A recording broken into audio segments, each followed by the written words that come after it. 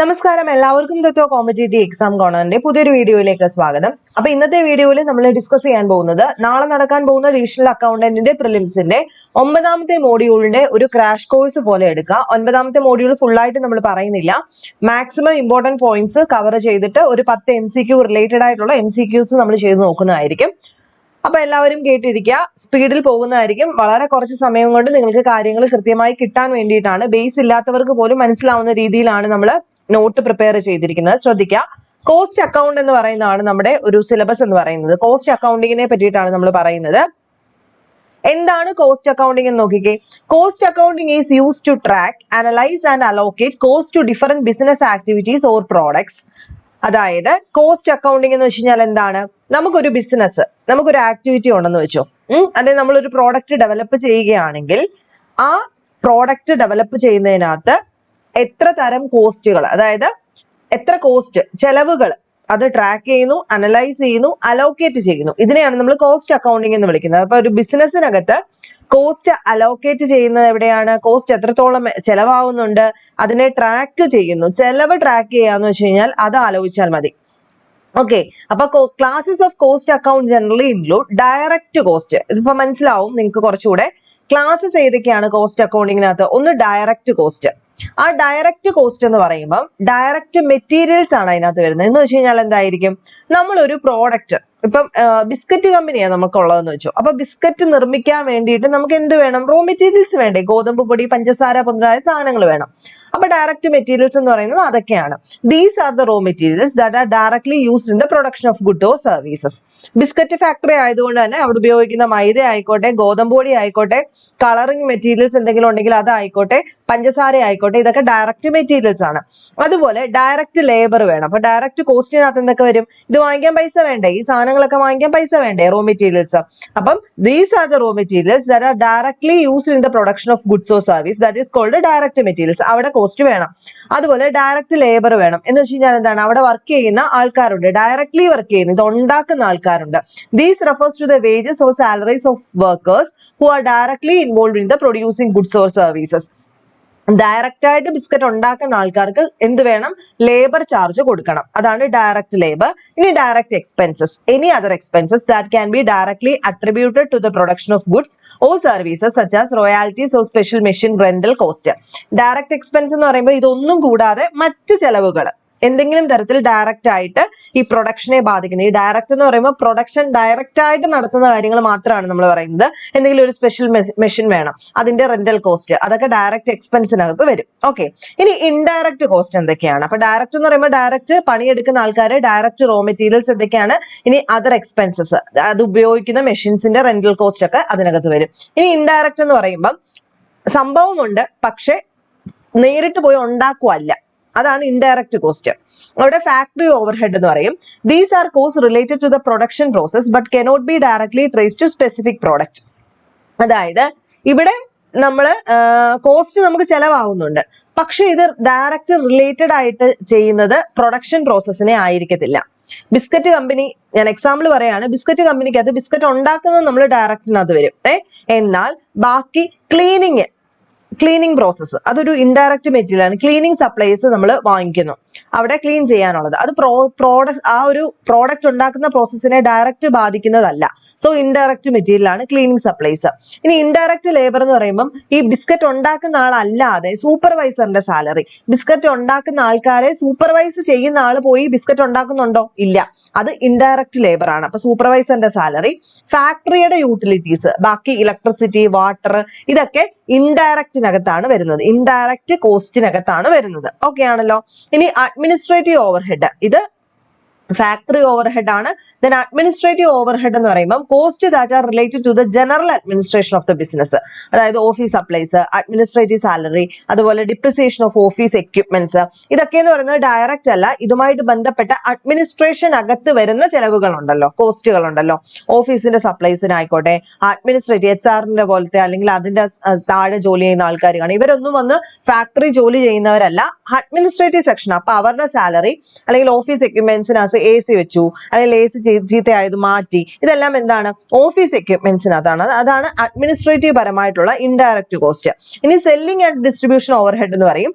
Cost related to marketing, selling, delivering products such as advertising cost ആയിക്കോട്ടെ, sales സ്റ്റാഫിന്റെ salary, shipping expenses, ഇതൊക്കെ എന്തിനകത്ത് വരും? ഇൻഡയറക്റ്റ് കോസ്റ്റിനകത്താണ് വരുന്നത്. അതായത് പരസ്യം, അതുപോലെ സാധനങ്ങൾ കൊണ്ടുവന്ന് വിൽക്കുന്നത്, അതുപോലെ ഒരു ഷിപ്പിംഗ് നടത്തുന്നതിന്റെ എക്സ്പെൻസസ്, ആ സെയിൽസിന്റെ അകത്ത് വരുന്ന അല്ലെങ്കിൽ മാർക്കറ്റിങ്ങിനകത്ത് വരുന്നവരുടെ സാലറി, ഇതൊക്കെ എന്തിനകത്ത് വരും?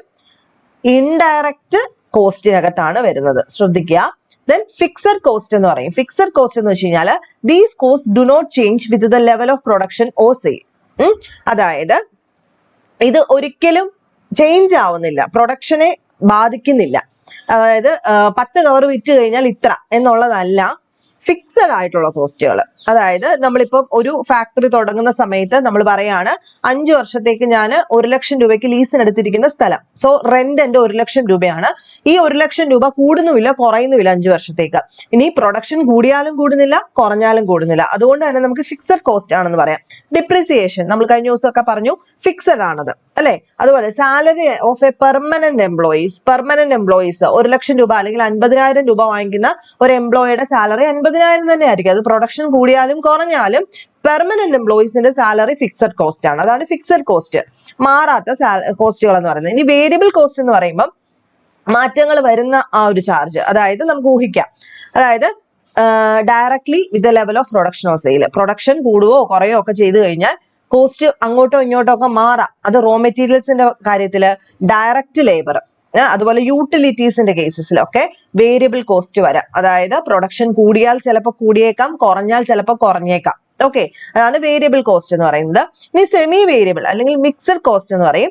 These cost have both fixed and variable components. അതായത് ഇവിടെ രണ്ടും വരാം, ഒന്നെങ്കിൽ ഫിക്സഡ് ആയിട്ടുള്ളതും വരാം, അല്ലെങ്കിൽ ചില സമയത്ത് അതൊരു വേരിയബിൾ കോസ്റ്റ് ആയിട്ടും വരാം. ഇപ്പൊ ടെലിഫോൺ ബിൽ എന്ന് പറയുന്നത് ഫിക്സഡ് മന്ത്ലി ഒരു ചാർജ് ആണെന്ന് വെച്ചോ, അതിന്റെ കൂട്ടത്തില് ഒരു വേരിയബിൾ കോസ്റ്റും കൂടെ കയറി വരാം. എങ്ങനെ? വില കൂടിയാൽ പൈസ കൂടാം അല്ലെ. സ്ഥിരമായിട്ട് ഇപ്പൊ 10,000 രൂപയാണെങ്കിൽ ഇൻ കേസ് അതിന്റെ കമ്പനിയുടെ വില കൂടിയാൽ എന്ത് ചെയ്യാം? ആ ഒരു ഫിക്സഡ് കോസ്റ്റിൽ നിന്നും അങ്ങോട്ടോ ഇങ്ങോട്ടോ ഒക്കെ എന്ത് ചെയ്യാം?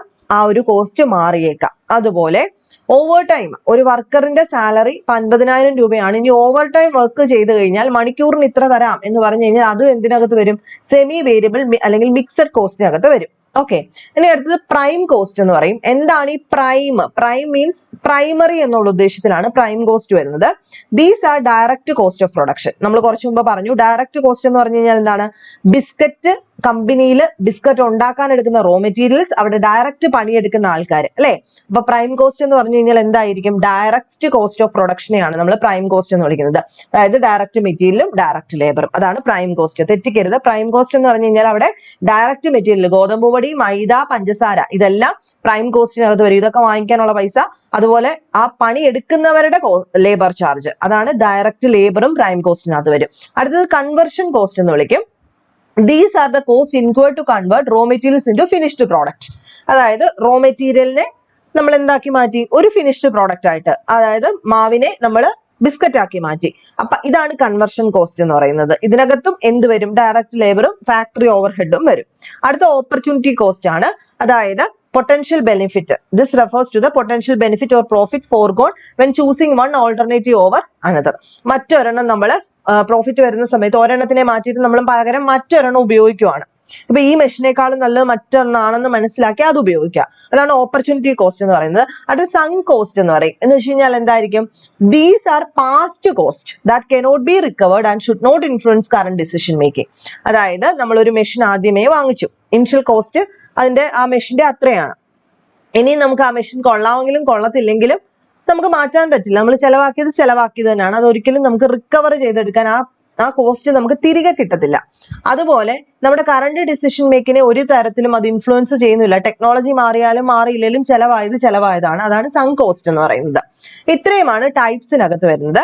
ഇനി ഒബ്ജക്റ്റീവ്സ് ആണ്. ഒബ്ജക്റ്റീവ്സ് ഓഫ് കോസ്റ്റ് അക്കൗണ്ടിങ് ആണ്. ഈ കോസ്റ്റ് അക്കൗണ്ടിന്റെ ഒബ്ജക്റ്റീവ്സ് എന്തൊക്കെയാണ്? ഒന്നെന്താണ്? കണ്ടുപിടിക്കാനാണ് അല്ലെ. കോസ്റ്റ് ഓഫ് പ്രൊഡക്ഷൻ കണ്ടുപിടിക്കാൻ, അല്ലെങ്കിൽ ഓപ്പറേഷൻസ്, പ്രോസസ്സ്, സർവീസ്. അപ്പം എത്രത്തോളമാണ് നമ്മൾ ചെലവാക്കുന്ന അല്ലെങ്കിൽ കോസ്റ്റ് എത്രത്തോളം വരുന്നുണ്ട് ഓരോ പ്രോഡക്റ്റിന്റെയും സർവീസിനും ആ ഒരു പ്രൊഡക്ഷനും വേണ്ടിയിട്ട് എത്ര ചെലവാകുന്നുള്ളത് നമുക്ക് മനസ്സിലാവും. ദെൻ കോസ്റ്റ് കൺട്രോൾ ചെയ്യാൻ സഹായിക്കുന്നു, അല്ലയോ? നമ്മുടെ ബഡ്ജറ്റഡ് കോസ്റ്റും ആക്ച്വൽ കോസ്റ്റും തമ്മിലുള്ള വ്യത്യാസം മനസ്സിലാക്കാനും നമുക്ക് കൺട്രോൾ ചെയ്യാനും സാധിക്കുന്നു. പിന്നെ നമുക്ക് കുറയ്ക്കാൻ പറ്റും. കോസ്റ്റ് റിഡക്ഷൻ ചെയ്യാനുള്ള ഒരു ഓപ്പർച്യൂണിറ്റി ഇതുവഴി നമുക്ക് കിട്ടുന്നു. പ്രോഫിറ്റബിലിറ്റി അനലൈസ് ചെയ്യാൻ പറ്റുന്നു. ബഡ്ജറ്റ് ചെയ്യാനും ഫോർകാസ്റ്റ് ചെയ്യാനും നമ്മളെ ഹെൽപ്പ് ചെയ്യുന്നു, അല്ലയോ? പ്ലാൻ ചെയ്യാനും ഡിസിഷൻ മേക്കിങ്ങിന് ഹെൽപ്പ് ചെയ്യുന്നു. ഇൻവെന്ററി വാല്യുവേഷന് ഹെൽപ്പ് ചെയ്യുന്നു. To value raw materials, working progress and finished good accurately for financial reporting. അതാണ് അവിടെ ഉദ്ദേശിക്കുന്നത്. പിന്നെ പ്രൈസിംഗ് ഡിസിഷൻ, എത്രത്തോളം പ്രൈസ് കൂട്ടണോ കുറയ്ക്കണോ എന്നുള്ളതൊക്കെ തീരുമാനിക്കുന്നത് ഇതുവഴിയാണ്. ഡിസിഷൻ മേക്കിങ്ങിന് ഹെൽപ്പ് ചെയ്യുന്നു. അതായത് make or buy, product mix ചെയ്യുന്ന കാര്യത്തിനെ പറ്റിയിട്ടോ, shut down or continue a product line, capital investment, ഇങ്ങനെ ഡിസിഷൻ മേക്കിങ്ങിന് ഹെൽപ്പ് ചെയ്യുന്നു. കോസ്റ്റ് കമ്പാരിസന് ഹെൽപ്പ് ചെയ്യുന്നു. അതുപോലെ സ്റ്റാറ്റ്യൂട്ടറി റിക്വയർമെന്റ്സിന് വേണ്ടിയിട്ട് ഹെൽപ്പ് ചെയ്യുന്നു. ഇങ്ങനെ പല കാര്യങ്ങൾ നമുക്ക് ഊഹിക്കാവുന്നതേ ഉള്ളൂ. കോസ്റ്റ് കണ്ടുപിടിച്ചു കഴിഞ്ഞാൽ ഇതെല്ലാം നടത്താമല്ലോ. അടുത്തത് ലേബർ ഇൻ കോസ്റ്റിംഗ് സിസ്റ്റം എന്ന് പറയുന്നതാണ്. കോസ്റ്റിംഗ് സിസ്റ്റത്തിനകത്ത് നമ്മൾ ഓൾറെഡി പറഞ്ഞു ഡയറക്റ്റ് ലേബറും ഇൻഡയറക്റ്റ് ലേബറും ഉണ്ട്. ഡയറക്റ്റ് ലേബർ എന്ന് പറയുമ്പോൾ എന്തൊക്കെയായിരിക്കും? ടൈപ്സ് ഓഫ് ലേബർ ഇൻ കോസ്റ്റിംഗിനകത്ത് ഡയറക്റ്റ് ലേബർ എന്ന് പറയുമ്പോൾ പ്രൊഡക്ഷൻ പ്രോസസ്സിൽ ഡയറക്റ്റ് പങ്കെടുക്കുന്ന ആൾക്കാർ ആണല്ലോ. അവർക്ക് കൊടുക്കുന്ന സാലറി ഒക്കെയാണ് ഈ ഡയറക്റ്റ് കോസ്റ്റിംഗിനകത്ത് വരുന്നത്. മെഷീൻ ഓപ്പറേറ്റേഴ്സ് ആയിക്കോട്ടെ, അസംബ്ലി ലൈൻ വർക്കേഴ്സ് ആയിക്കോട്ടെ, ഇവിടെയൊക്കെ ചാർജ് ചെയ്യുന്നത് ഇതൊക്കെ പ്രൈം കോസ്റ്റിനകത്താണ് വരുന്നത്. നമ്മൾ പറഞ്ഞു ഡയറക്റ്റ് ലേബറും ഡയറക്റ്റ് റോ മെറ്റീരിയലും ഒക്കെ എവിടെയാണ് വരുന്നത്? പ്രൈം കോസ്റ്റിനകത്ത്. ഇൻഡയറക്റ്റ് ലേബർ എന്ന് പറയുമ്പോൾ നമ്മൾ പറഞ്ഞു പ്രൊഡക്ഷനകത്ത് ഡയറക്റ്റ് പങ്കെടുക്കുന്നില്ല. അതുപോലെ തന്നെ ഇവർക്കെന്ന് പറയുന്നത് എന്താണ്? സാലറി എന്ന് പറയുന്നത് ഇച്ചിരി കൂടിയാലും ഇവര് ഡയറക്റ്റ് ആയിട്ട് പങ്കെടുക്കുന്നത് സൂപ്പർവൈസർ ആയിക്കോട്ടെ, മെയിൻ്റനൻസ് സ്റ്റാഫ്, ക്വാളിറ്റി ഇൻസ്പെക്ടേഴ്സ്, ഇതൊക്കെ ഇൻഡയറക്റ്റ് ലേബർ ആയിരിക്കും. ഓക്കെ ആണല്ലോ. അടുത്ത ലേബർ കോസ്റ്റ് കൺട്രോൾ ടെക്നിക്കുകൾ എന്തൊക്കെയാണെന്നാണ്. നമുക്ക് ലേബർ കോസ്റ്റ് കൺട്രോളിന്റെ ടെക്നിക്സുകൾ ഒന്ന് ടൈം കീപ്പിംഗ് ആണ്. എങ്ങനെയൊക്കെ ഇവരെ ആ ഒരു കോസ്റ്റ് കൺട്രോൾ ചെയ്യാമെന്നുള്ളതാണ്. ടൈം കീപ്പിംഗ് ആണ്. നമ്മൾ കയറുന്ന സമയം എഴുതി വെക്കത്തില്ലേ? Record the time employee enters and leave the work, use to calculate wages. മണിക്കൂറിനാണ് ഇതെങ്കിൽ ആ കയറുന്ന സമയവും ഇറങ്ങുന്ന സമയവും റെക്കോർഡ് ചെയ്ത് വെക്കുക. Time keeping. Time booking, recording the time spend on each job, task or process. അതാണ് ഓരോ ജോലിയിലും ഞാൻ സ്പെൻഡ് ചെയ്ത സമയം, ഏത് ടാസ്ക് ആണ് ചെയ്തത്, ഏത് പ്രോസസ്സ്. അപ്പം ഡയറക്റ്റ് ലേബറിന് ഏത് ജോലിയാണ് അസൈൻ ചെയ്തിരിക്കുന്നതെന്നൊക്കെ ടൈം ബുക്കിങ്ങിനകത്ത് എഴുതും. ദെൻ ലേബർ കോസ്റ്റ് അനാലിസിസ് ആണ്. Comparing actual labour cost with standard or expected cost. അതാണ് labour cost analysis. Job evaluation and merit ranking, fair wage structure and motivate efficiency. അതായത് അവർ ചെയ്യുന്ന ജോലിക്കുള്ള കൃത്യമായ സാലറി കൊടുക്കുക, അതുവഴി എഫിഷ്യൻസി കൂട്ടാനായിട്ട് ട്രൈ ചെയ്യുക. ഇനി ഇവിടെ മെത്തേഡ് ഓഫ് വേജ് പേയ്മെന്റ് ചോദിച്ചു കഴിഞ്ഞാലും ഈ പറഞ്ഞതുകൊണ്ട് തന്നെ ടൈം റേറ്റ് സിസ്റ്റം എന്ന് വിളിക്കും. എന്ന് വെച്ച് കഴിഞ്ഞാൽ എത്ര സമയം, അതായത് അവർലി ആണോ, ഒരു ദിവസമാണോ, ഒരു വീക്ക്ലി ആണോ, അതാണ് ടൈം റേറ്റ് സിസ്റ്റം. പിന്നെ പീസ് റേറ്റ് സിസ്റ്റം ഉണ്ട്. Wage based on unit produce, എത്ര എണ്ണ ഉണ്ടാക്കിയെന്ന് അനുസരിച്ച് പൈസ കൊടുക്കുവാണെങ്കിൽ അത് പീസ് റേറ്റ് സിസ്റ്റവും. ടൈം റേറ്റ് സിസ്റ്റം എന്ന് വെച്ച് കഴിഞ്ഞാൽ എന്താ? ഒരു ദിവസം പണിയെടുക്കുന്നതിനാണോ, മണിക്കൂറിനാണോ, വീക്കിനാണോ എന്നുള്ളത്. ഇൻസെന്റീവ് സ്കീം എന്ന് പറയുമ്പോൾ combine time and piece rate or add bonus, incentive കൊടുക്കുക. അതല്ല, അതിന് എക്സാമ്പിൾ ആണ് ഹാൽസേ പ്ലാനിങ്ങും റോവാൻ പ്ലാനും. ഓർത്ത് വെച്ചേക്കണേ. ഇൻസെന്റീവ് സ്കീമാണ്. അതായത് സമയത്തിനെയും ഈ ഒരു പീസ് റേറ്റിനെ, അതായത് ഇത്ര യൂണിറ്റ് ഇത്ര സമയം, അതെല്ലാം കൂടെ ആഡ് ചെയ്തു ബോണസും കൂടെ കൂട്ടി കൊടുക്കുക. That is called incentive scheme. അതിന് എക്സാമ്പിൾ എന്താ? ഹാൽസേ പ്ലാനും റോവാൻ പ്ലാനും. ഓക്കെ. ദെൻ ലേബറിന്റെ ടേൺ ഓവർ എന്ന് പറയും. Measure the rate at which employees leave and are replaced. High turn over increase recruitment and training cost. അടുത്തത് ഇമ്പോർട്ടൻസ് ഓഫ് ലേബർ കോസ്റ്റിംഗ് ആണ്. ഇപ്പൊ നമ്മൾ പറഞ്ഞതുപോലെ തന്നെ കോസ്റ്റ് കൺട്രോൾ ചെയ്യാൻ പറ്റും, ആവശ്യമില്ലാതെ പൈസ പോകത്തില്ല, മാൻ പവറിന്റെ എഫിഷ്യൻസി കൂട്ടാൻ പറ്റും, ഒരുപാട് ഡിസിഷൻ മേക്കിംഗ്, ഹയറിംഗിലും പ്രൈസിംഗിലും ബഡ്ജറ്റിംഗിലും ഒക്കെ ഡിസിഷൻ മേക്കിംഗിലും ഒക്കെ ഈ ഒരു ലേബർ കോസ്റ്റിംഗ് നമ്മളെ ഹെൽപ്പ് ചെയ്യുന്നു. ഓക്കെ ആണല്ലോ. Then classification of materials in costing ചോദിച്ചിട്ടുണ്ട്. കുറച്ച് മുമ്പ് നമ്മൾ പറഞ്ഞത് തന്നെ പറയുന്നു. ഡയറക്റ്റ് മെറ്റീരിയൽസും ഉണ്ട്, ഇൻഡയറക്റ്റ് ആയിട്ടുള്ള മെറ്റീരിയൽസും ഉണ്ട്. ഓക്കെ. ഈ ഡയറക്റ്റ് മെറ്റീരിയൽസ് എന്ന് പറയുമ്പോൾ എന്തായിരിക്കും? Directly identified with a specific product, job or process from a major part of the finished product. Wood for furniture, steel for car, fabric for garments. അറിയോ? Wood ഉണ്ടെങ്കിലല്ല furniture പറ്റത്തുള്ളൂ, steel ഉണ്ടെങ്കിലല്ല car പറ്റത്തുള്ളൂ, fabric ഉണ്ടെങ്കിലല്ല garments പറ്റത്തുള്ളൂ. ഇതാണ് direct material എന്ന് പറയുന്നത്. ഇത് പ്രൈം കോസ്റ്റിന്റെ പാർട്ടാണ്. ഇനി ഇൻഡയറക്റ്റ് എന്ന് പറയുമ്പോൾ not directly identified with a specific product. ഇപ്പം lubricants, cleaning supplies, small tools, ഇതൊക്കെ എന്തിനകത്ത് വരും? Direct materials. ഇതില്ലെങ്കിലും മറ്റേത് പറ്റും, അതല്ല പ്രധാനപ്പെട്ട ആള്. ലൂബ്രിക്കൻസ് കൊണ്ടല്ല സാധനം ഉണ്ടാക്കുന്നത്, ഇതൊരു പാർട്ട് മാത്രമാണെങ്കിൽ ഇൻഡയറക്റ്റ് മെറ്റീരിയൽസ് ആയിരിക്കും. ഓക്കെ. ഇവിടെ ഇൻഡയറക്റ്റ് കോസ്റ്റിനകത്തായിരിക്കും വരുന്നത്, ഫാക്ടറി ഓവർ ഹെഡിനകത്തായിരിക്കും ഇൻക്ലൂഡ് ചെയ്യുന്നത്. ആണല്ലോ. ഇനി മെറ്റീരിയൽ വാല്യുവേഷൻ മെത്തേഡ്സ് എന്തൊക്കെയാണെന്ന് നോക്കാം. പ്രൈസിങ് ഇഷ്യൂസ്, ഒന്ന് ഫിഫോ എന്ന് പറയും, ഫസ്റ്റ് ഇൻ ഫസ്റ്റ് ഔട്ട്. ദാ FIFO, oldest materials are used first, പഴയത് ആദ്യം ഉപയോഗിക്കുന്നു. Closing stock is based on the latest price. അങ്ങനെ. ഇനി ലാസ്റ്റ് ഇൻ ഫസ്റ്റ് ഔട്ട് എന്ന് പറയുന്നത് ലിഫോ, അതായത് latest materials are used first, ഏറ്റവും പുതിയത് ആദ്യം ഉപയോഗിക്കുന്നു.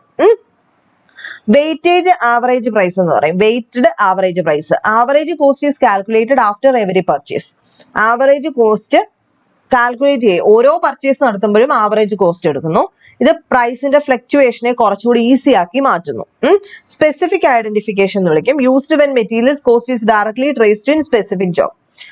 ഓക്കെ, അതാണ് സ്പെസിഫിക് ഐഡന്റിഫിക്കേഷൻ എന്ന് പറയുന്നത്. അപ്പൊ ഇത്രയും പോയിന്റ്സ് പറഞ്ഞതിനകത്ത് നമ്മൾ സിലബസിനകത്ത് പറഞ്ഞിരിക്കുന്ന പോയിന്റ്സ് മാത്രമാണ് ഡിസ്കസ് ചെയ്തിട്ടുള്ളത് കോസ്റ്റുമായിട്ട് ബന്ധപ്പെട്ട്. അപ്പൊ ഇതുമായിട്ട് ബന്ധപ്പെട്ട ഒരു 10 ചോദ്യങ്ങൾ, MCQ ചോദ്യങ്ങൾ നമുക്ക് നോക്കാം.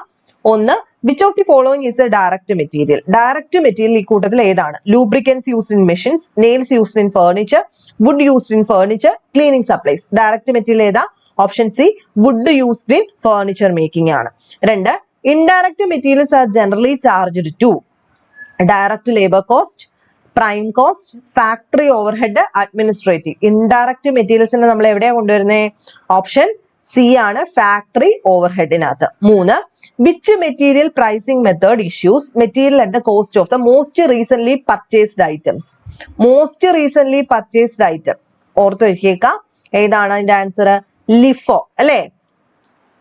അടുത്തത്, the document used to authorize the issue of materials from the store is called. Document used to authorize the issue of material from the store is called. Option D, material requisition note. ഓർത്ത് വെച്ചേക്കണേ. Document used to authorize the issue of material from the store is called material requisition note. അടുത്തത്, which of the following is not a material control technique? ഏതാണ്? Break even analysis എന്ന് വിളിക്കും. അടുത്ത 6, in FIFO method the closing stock is valued at latest purchase price. അടുത്തത് 7, perpetual inventory system means. എന്താണ് perpetual inventory system? Option C, continuous stock record ആണ്. 8, economic order quantity help to minimize total inventory cost. Economic order quantity എന്തിനു സഹായിക്കുന്നു? Minimise total inventory cost. പഠിച്ചു വെക്കണേ. Economic order quantity EOQ എന്ന് വിളിക്കും. അതെന്തിനാണ്? Minimise total inventory cost. 9, specific identification method of pricing is most suitable for construction projects. Construction projects. Option B. ABC analysis classifies inventory based on value and usage. ABC analysis classify inventory based on value and usage. അപ്പൊ maximum previous ചോദ്യങ്ങളും അതുപോലെ ആ ഒരു ടോപ്പിക്കും cover ചെയ്യാൻ ശ്രമിച്ചു എന്ന് വിചാരിക്കുന്നു. ഇതുപോലെ കുഞ്ഞു കുഞ്ഞു ടോപ്പിക്സ് ആയിട്ട് മാക്സിമം തരാൻ ശ്രമിക്കാം. നെക്സ്റ്റ് വീഡിയോയിൽ കാണാം. ബൈ.